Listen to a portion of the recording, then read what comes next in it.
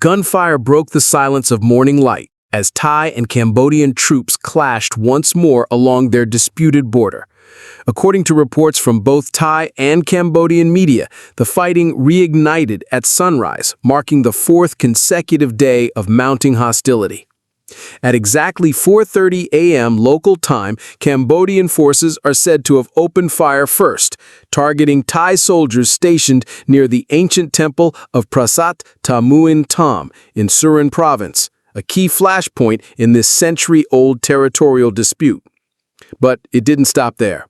From 2 to 5 a.m., residents were shaken awake by a storm of automatic gunfire and thunderous explosions echoing across the hills.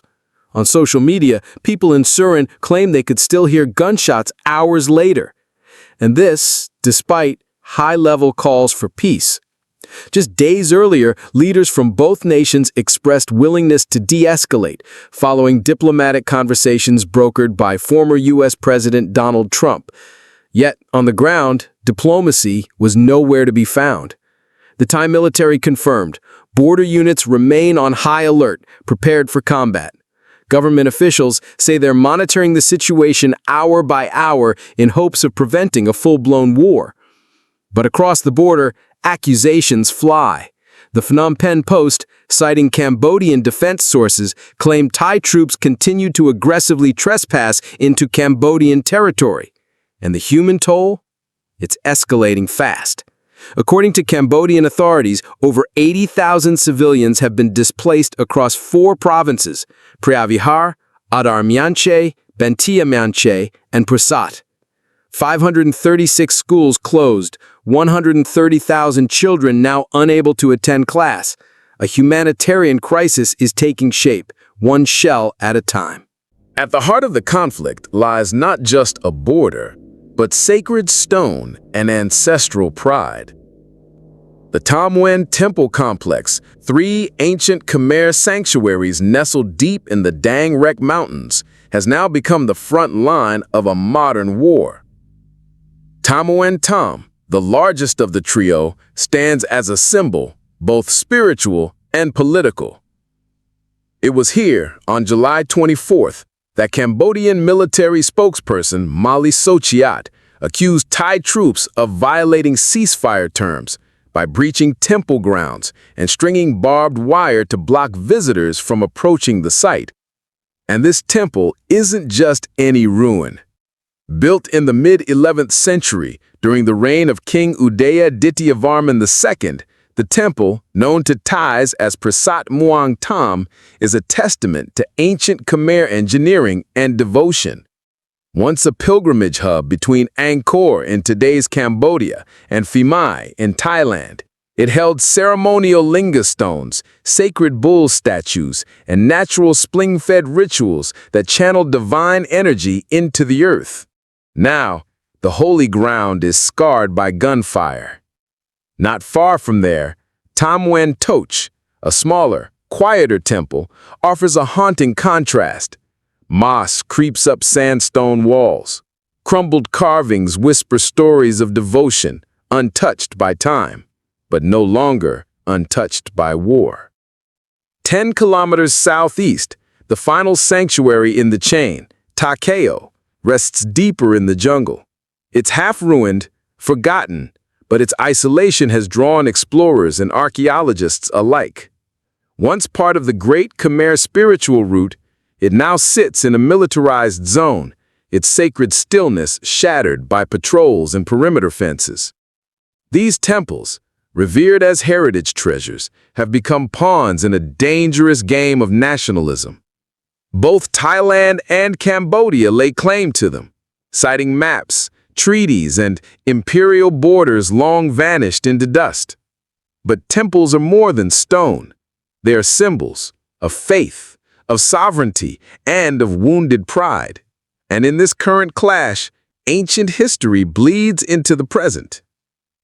The 2025 statistics are staggering. Over 7,000 tourists cross the border each day to visit the disputed temples, Tam Nguyen Tam, Tam Nguyen Toch, and Preah Vihear. But now, those footsteps have stopped. Temples once filled with echoes of chanting monks, now echo with distant shell fire. At the iconic Priya Vihar temple, tensions remain high. Built atop a 525-meter cliff on the Dangrek Range, the 11th century Hindu masterpiece that spans 800 meters north to south is often hailed as the king of mountaintop temples. From its summit, one can see all across the Cambodian plains, a view as breathtaking as it is strategic. Yet, despite its UNESCO World Heritage status, Priya Vihar has long been a trigger point. In 1962, the International Court of Justice awarded the temple to Cambodia. But Thailand controls the easiest access route from the Khao Phraya Vihar National Park, and it never fully accepted the ruling.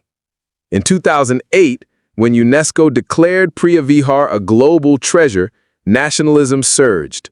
Armed clashes broke out. People died. And Priya Vihar, a 1,000-year-old marvel, was dragged back into modern bloodshed. Though today's firefights center on Tham Wen Tham, the echoes of Priya Vihar loom large in the background. The temples have become both battleground and symbol, tools of identity, weapons of politics. And as the shots ring out, it is not only land that is contested, but the very soul of two nations. Across the smoky border, there are no enemies, only neighbors, torn apart by gunfire. In the Thai border town of Kantharalak, 56-year-old Saibun Ross sits quietly inside a temple-turned shelter. She was evacuated from her village just yesterday, July 26th. Her voice trembles. "We used to be like brothers. Now, everything has changed." And just 150 kilometers away, on the Cambodian side, the scene is heartbreakingly similar. Hundreds of evacuees cram into makeshift tents near a rural pagoda. Around them, plastic bags of donated clothes, boxes of instant noodles, and the heavy silence of waiting. A 50-year-old Cambodian woman, her face weathered by fear and sun, clutches her son's hand. "We're neighbors. We want to be friends, but they're shooting at us. We had to run." These are the voices rarely heard beneath the clamor of diplomacy, the ones who've lost not just homes, but a sense of normalcy. Thailand and Cambodia share an 800-kilometer-long border, dotted with temples, villages, and rice fields, but also disputes, flashpoints, ghosts of conflict. Between 2008 and 2011, similar clashes claimed at least 28 lives. But locals now say this time feels worse, more chaotic, more bitter. Over 170,000 people have already been forced to flee. Some stay behind, like Saibun's husband, risking their lives to guard livestock and family homes. "I just want a ceasefire," she says, "so the elders can return, so the children can go back to school." On July 25th, the United Nations Security Council held an emergency session to address the worsening crisis. Both sides claim to support a ceasefire, but both sides also accuse each other of breaking it. Meanwhile, the anger is spreading online. In Thailand, 73-year-old Suwan Pram has seen conflict before, but never like this. "Before social media, we didn't feel this kind of hatred," he says. But now, every post adds more fuel. Misinformation is rampant. Fake news circulates on both sides, inflaming nationalist rage, eroding trust. And yet, even in this toxic atmosphere, Sawan clings to hope. "I want the government to remember. It's us, the people, who are suffering. We're the ones caught in the middle.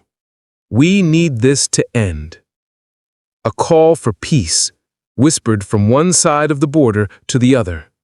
Not from politicians, not from generals, but from the farmers, the teachers, the grandmothers and sons, all crying out beneath the smoke, "Let us be brothers again."